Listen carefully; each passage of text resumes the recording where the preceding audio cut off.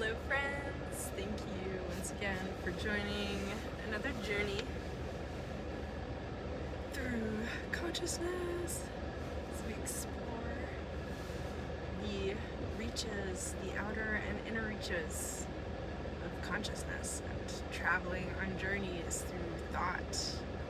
And I really am trying to get comfortable here, sit back and relax, but I'm pretty excited to share this with you all. I might have mentioned it at some point, but I am working on a science fiction novel that I was writing to help me transmute events in my life and give characters, write characters that were represented by real people that I knew and events that were sort of inspired by real events, but it was sort of like the science fiction space version of it. So here's the cover that I have so far, and it's called the Starphire Sisters. So it's pretty fun. I highly recommend just using Pages on Mac Pages application. So I wanted to just read this to you all to help encourage the rest of the book to come through by putting it out there. With my art, I really like sharing it now. Before I would just kind of make it privately and not share it, but now my creations really want to be shared as I'm making them, and I find that really nourishing to the process. So thank you all for listening and receiving this offering. Chapter 1, Starchildren. We are all made of stardust, so show me that sparkle, Starchild. Fleet Commander Blue Starfire. Blue leaned back in her captain's chair and sighed. I've gone over the coordinates hundreds of times. What am I missing here? There's a star cluster I'm not seeing. I can feel it. Let me have a go. I'm ready to see your work. It's time we start co-piloting this mothership once and for all. You know I'm ready to steer it with you. Come on. Blue sighed once more and looked up hesitantly, carefully considering it one last time, then slowly handed the pile of delicately stacked pages to her eagerly waiting twin sister, along with the large black paper map and the 4 azurite crystals used for weighing down the 4 corners of the rolled paper. Ellie beamed a wide smile as she received the objects graciously and tenderly, like receiving a gorgeous tiara full of precious sparkling gemstones. Indeed, there were truly valuable treasures within, multiple royal crowns of blue diamond heart star systems. Blue's map coordinates and drawings were of a galaxy yet to be touched by the foot of any known Terran human. If a Terran had been there, they had not returned to their home planet to tell the tale. It was speculated that some had arrived, but fell head over heels in love with the beautiful galaxy and decided to live out the rest of their days there. Do you think our Thalasia planet is in here somewhere? Ellie said, half joking, as she began to unfurl the large black map and affix the azurite weights. Blue squinted her eyes and gave a small shrug, lighting Ellie's heart with excitement as she spread out the main map and several key pages of coordinates. Her growing grin widened further as she soaked up the beautiful symmetry and geometric genius of her sister's calculations. Pure divine intelligence, she thought to herself. Luckily, the twins always had a knack for using each other's accomplishments to boost their own self-image. It was through this strength the pair had climbed the ranks of the Starlight Academy, the main educational institution of the Intergalactic Alliance of Light. When one sister succeeded, the other fully embraced the achievement as if it were her own, sharing equally in the pride and joy of each key milestone. Like this, they shone bright through all the subjects in the time-traveling Venusian spaceship Starship, where the Starlight Academy main campus was located, where they both had lived for most of their childhood. While others sometimes forgot the oneness and focused on competition, Blue and Ellie helped remind the other children of the pure oneness of love, and that by wanting each other and all others around them to succeed, they themselves could excel ever greater.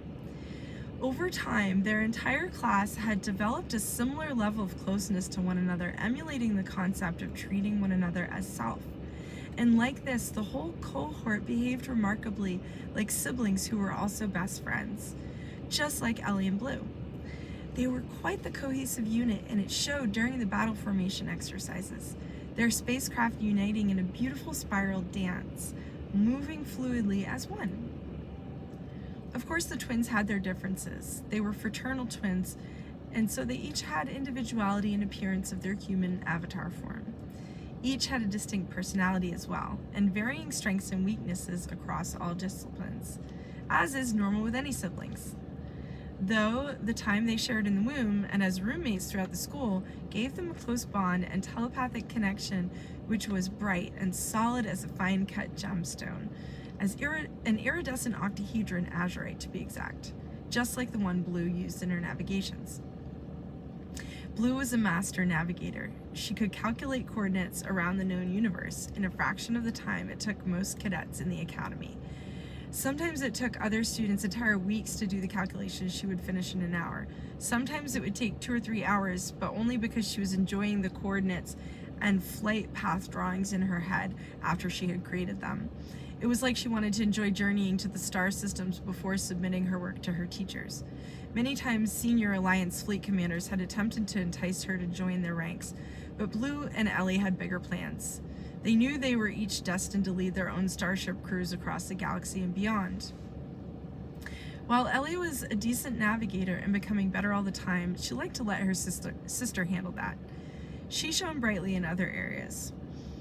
It suited them both to know when to take the lead and when to provide support.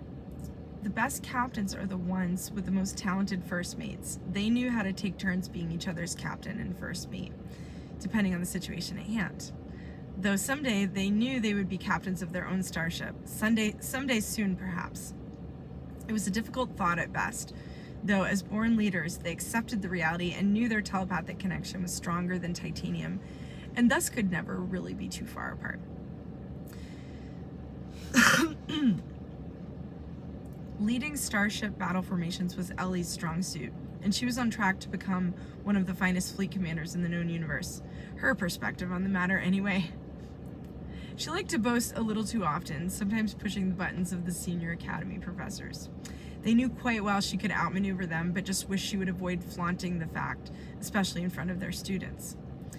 At the end of the day, the professors were grateful that their star pupils shone so brilliantly.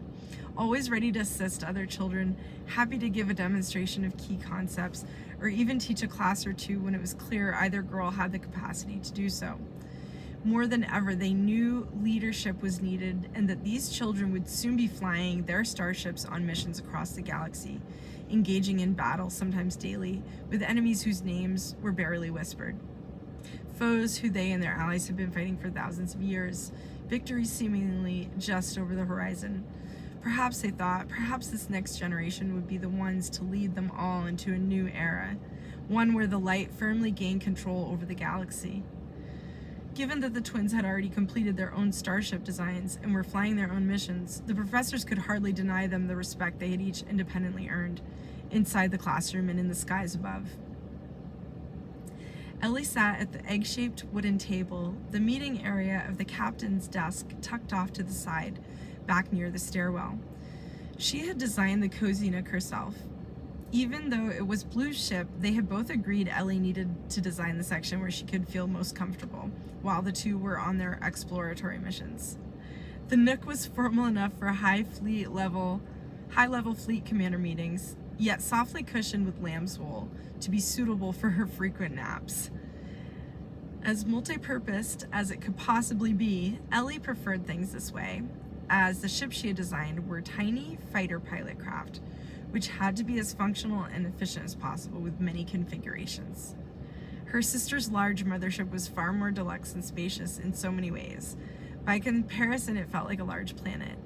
Yet Ellie preferred her little nook to the larger, more grand sections. Here she could make herself small and keep the familiar feeling of remaining in a single area.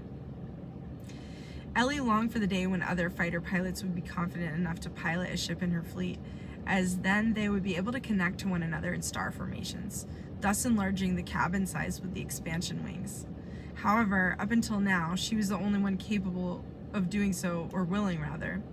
Many were so accustomed to the luxuries of living aboard a mothership with all its amenities, they preferred to not even consider what it was like to travel in such a small ship, in such a little ship. Though there were some who Ellie knew were preparing to join her, she could see it in their eyes when she demonstrated the tiny starcraft at the annual Academy Star Games gatherings. Ellie sat up straight, her legs crossed with the black paper map laid out before her. The sisters were unique in their preference for working with paper navigation maps, yet something about the physicality and connection to the old world seemed to assist them in their intuitive process. Blue felt Ellie shift her energy and sat up straight. Both sisters closed their eyes, tapping into the quantum field of oneness. Blue gave Ellie the supportive sisterly source energy to guide her in this important task. Ellie opened her eyes periodically, looking at the entire map simultaneously, and then allowed her vision to go fuzzy before allowing her eyes to close again. Like this, she could see hidden sections of the map appear to her etherically, seeing the parts which wanted to be known to her. Then all of a sudden, an azure blue flash lit up an empty section in her mind's eye. Then she opened her eyes and instantly located the same point on the map. "I see it! It's right here!" Ellie exclaimed as her face lit up, her index finger firmly pressing into the map. A little spot of the gently warmed black paper void of any star energy lines or intersections which so commonly connected other known star systems. Blue's face unfurled into a wide grin matching her sister's. She had also seen it in her mind's eye at the same moment when her sister was able to pinpoint it. This was always the funnest part of them working together, when the fruits of their hard labor produced glorious gemstones just waiting for someone who wanted to see them. Blue walked over to the nook, sat in one of the recliner chairs, and leaned back with her arms crossed above her head, still smiling widely. She wanted to just enjoy this moment for a little, enjoy the gift of what both knew was a majorly important discovery.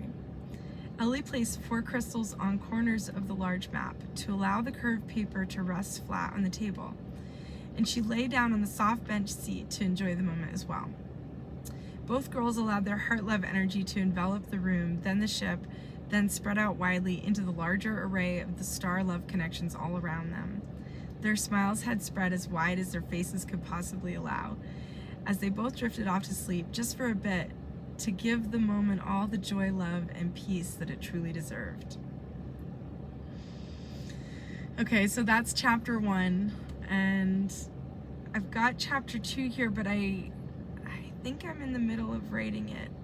Yep, that has not been completed, so now I'll be more motivated to complete chapter 2, but interestingly enough,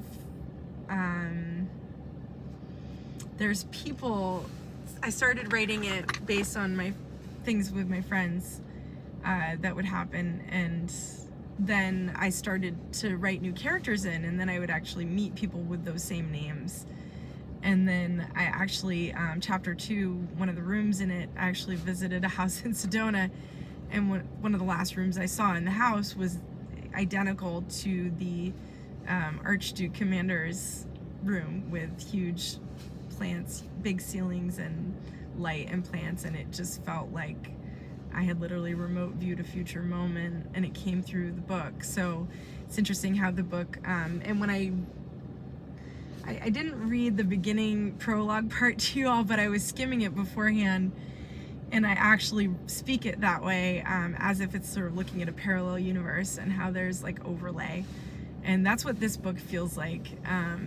It's quite joyful, it's quite playful and fun. Hope you all enjoyed that. I'm pretty exhausted. I've been working a lot, and I'm about to work for almost a solid week, but I think and feel by the end of that I will have enough to order the wood stove, and I have the car running right now to provide some heat, and then I'm just gonna jump right into bed and go to sleep, because this dog's tired. Year of the dog, that is, in water dog in Chinese zodiac, for anyone that follows that and has fun with that playful system. So yeah, it's been a hard day's night, and I've been working like a dog. You could say that, but in such good ways. And my life's amazing and getting better all the time. Hope you all enjoyed that one from yesterday. Anyone that caught that, I love my life. It gets better all the time. That little song, and it works. It works. It works. Let's just write fun songs that we can sing the lyrics, and they just like light up our life. So anyway, yeah. Thanks for listening to the Starphire Sisters, Chapter 1. I appreciate that so much. That will assist this book to be generated, because I sort of really am writing 2 books simultaneously, and they sort of want to be written in parallel, because then the science can come through this book as well. But it's sort of like a teenage kind of science fiction novel. But it gets really fun, and the next chapter, one of the scenes came through to me in a dream, beautiful, beautiful dream about a spherical object, but I'll leave it at that, and then, yeah, stay tuned for that episode. But, all right, love you all so much. Hope you're sparkling brightly and getting as ample bliss and grounding and adequate peace and self-care, and doing, whatever your heart feels called to do, and following that heart, what brings the heart joy, and being guided by that. Okay. Have a beautiful everything. Until next time.